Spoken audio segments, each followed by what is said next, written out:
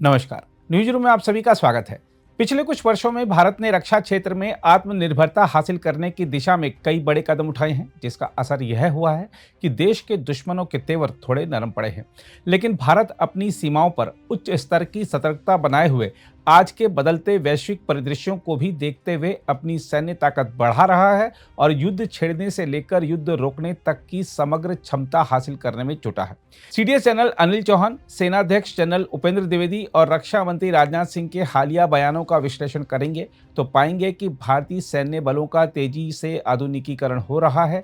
तीनों सेनाओं को अत्याधुनिक तकनीकों से लैस किया जा रहा है, लेकिन इसके साथ ही ग्राउंड पर भी अपनी पोजीशन की मजबूती बनाए रखने पर जोर दिया जा रहा है। इस संबंध में सीडीएस जनरल अनिल चौहान ने कहा है कि जमीनी स्तर पर सैनिकों का कोई विकल्प नहीं है, क्योंकि तकनीक केवल क्षमता बढ़ाने वाली हो सकती है, लेकिन यह लोगों की जगह नहीं ले सकती।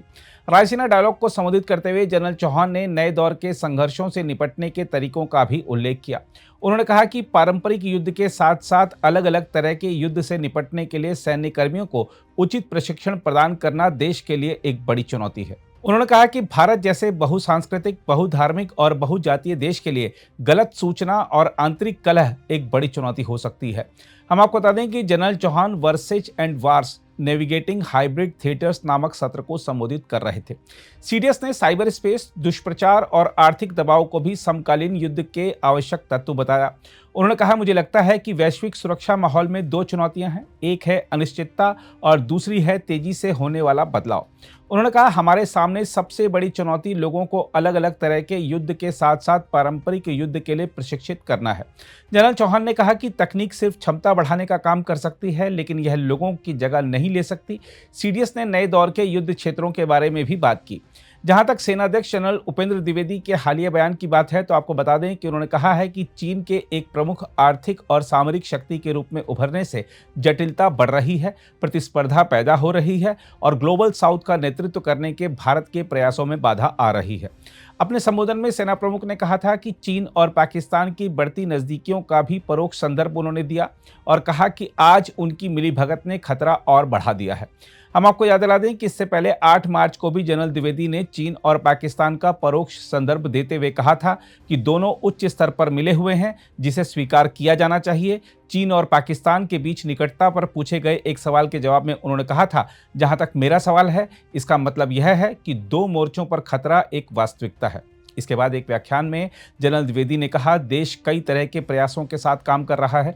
हमें इस बात का ध्यान रखना चाहिए कि सुरक्षा के क्षेत्र में किसी उभरती शक्ति द्वारा किसी मौजूदा शक्ति को हटाने के लिए युद्ध की आशंका में फंसना बहुत आसान है।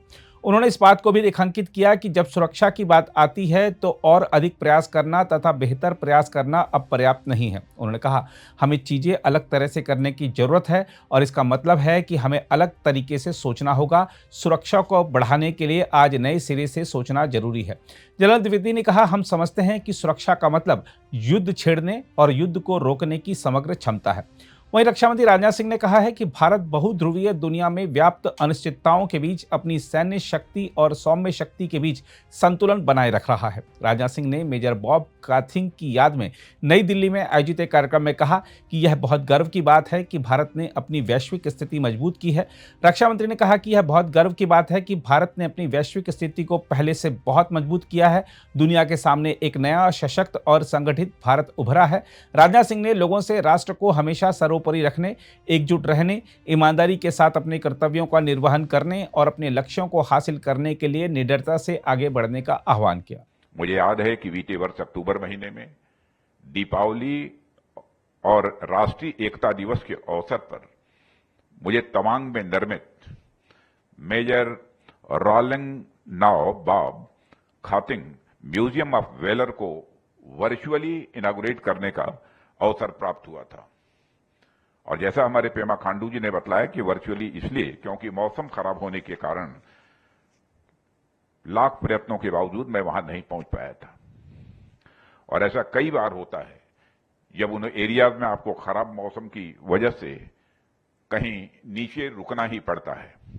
ऐसे में मैं हमारे नॉर्थ ईस्ट रीजन के निवासियों की जिजीविषा, उनके साहस को मैं नमन करता हूं, जो अनेक मुश्किलात के बावजूद कभी भी रुकते नहीं हैं और अपनी जिंदगी के पहिए को समाज और राष्ट्र के लिए लगातार उसके लिए आगे बढ़ाते ही रहते हैं। मैंने उस समय म्यूजियम को तो वर्चुअली इनॉग्रेट कर दिया, पर वहीं मैंने अरुणाचल प्रदेश के चीफ मिनिस्टर श्री पेमा जी खांडू से बात की और वहां के उपस्थित अधिकारियों को भी कहा, और मैंने पेमा खांडू जी से भी अनुरोध किया कि मेजर बाब खातिंग केवल नॉर्थ ईस्ट रीजन के ही हीरो नहीं हैं, वे हमारे पूरे राष्ट्र के एक हीरो हैं और भारत माता की इस वीर सपूत से पूरे देश को परिचित होना चाहिए, ऐसा मेरा मानना था। और उनको समर्पित एक भव्य कार्यक्रम दिल्ली में भी आयोजित होना चाहिए। और मुझे इस बात की बेहद खुशी है कि आज फिर से आप सभी के साथ उन्हें श्रद्धांजलि अर्पित करने का मुझे अवसर प्राप्त हुआ है। यह सारी चीजें यह बताती हैं कि भारत अब अपने उन अनसंग हीरोज को वह उचित स्थान दे रहा है जो स्थान उन्हें इतिहास में नहीं मिल पाया। साथियों, चाहे युद्ध के मैदान में अपना शौर्य दिखाना हो या फिर डिप्लोमेसी के क्षेत्र में अपना कौशल दिखाना हो, मेजर बाब खातिंग ने अपने कार्यों से भारत के इतिहास पर अपनी अमिट छाप छोड़ी है। और हम सब जानते हैं कि यह मेजर खातिंग के ही डिप्लोमेटिक स्किल का परिणाम था जिसने तवांग को भारत का अटूट हिस्सा बनाया। न सिर्फ तवांग बल्कि पूरे नॉर्थ ईस्ट रीजन को इंटीग्रेट, डेवलप और रीबिल्ड करने में उनका बहुत बड़ा योगदान रहा है। साथियों, ऐतिहासिक रूप से देखें तो एक राष्ट्र के रूप में भारत को एक सूत्र में बांधने में चंद्रगुप्त मौर्य, सम्राट अशोक, समुद्रगुप्त और विक्रमादित्य जैसी अनेक विभूतियों का महत्वपूर्ण योगदान रहा है। इस सच्चाई को कोई नकार नहीं सकता। आधुनिक काल में भी अंग्रेजों के जाने के बाद भारत अनेक टुकड़ों में बटा हुआ था। उस समय जो काम राष्ट्रीय स्तर पर सरदार वल्लभ भाई पटेल ने किया, मेजर बाब खातिंग ने वह काम नॉर्थ ईस्ट रीजन में करते हुए राष्ट्रीय एकता को सुदृढ़ करने में अपना महत्वपूर्ण योगदान दिया है। साथियों, मेजर बाब खातिंग उन महान विभूतियों में से एक रहे हैं जिनके चिंतन में स्वयं से पहले राष्ट्र आता था। उन्होंने राष्ट्र को सदैव अपने से ऊपर देखा। किसी भी राष्ट्र का चरित्र कैसा होता है, उसका स्वभाव कैसा होता है और उसका भविष्य कैसा होगा, यह इस बात पर निर्भर करता है कि उस राष्ट्र के लोगों का चिंतन कैसा है, उस राष्ट्र की चिंतन की परंपरा कैसी है। यहां चिंतन परंपरा से मेरा तात्पर्य यह है कि उस राष्ट्र के लोग अपनी भूमिका को किस प्रकार से देखते हैं। उस राष्ट्र के लोग अपनी संस्कृति के प्रति, अपनी सभ्यता के प्रति तथा अपने राष्ट्र के भविष्य के प्रति किस प्रकार की सोच रखते हैं। ये सारी चीजें किसी भी देश की चिंतन परंपरा में ही आती हैं। और भारत इस मामले में सौभाग्यशाली रहा है कि हमारे पास हर समय, हर युग में बड़ी संख्या में ऐसे लोग रहे हैं जिन्होंने अपने से भी ऊपर इस देश को प्राथमिकता दी है। मेजर बाब खातिंग भी उनमें से एक प्रमुख व्यक्तित्व हैं। राष्ट्र की सुरक्षा, अखंडता और संप्रभुता उनके चिंतन का सबसे प्रमुख अंग रही है। अगर आप भी लेना चाहते हैं देश दुनिया की तमाम जानकारी तो आज ही सब्सक्राइब करें हमारे चैनल को। साथ ही नीचे दिए बेल आइकन को जरूर दबाएं ताकि हर अपडेट आप तक पहुंच सके।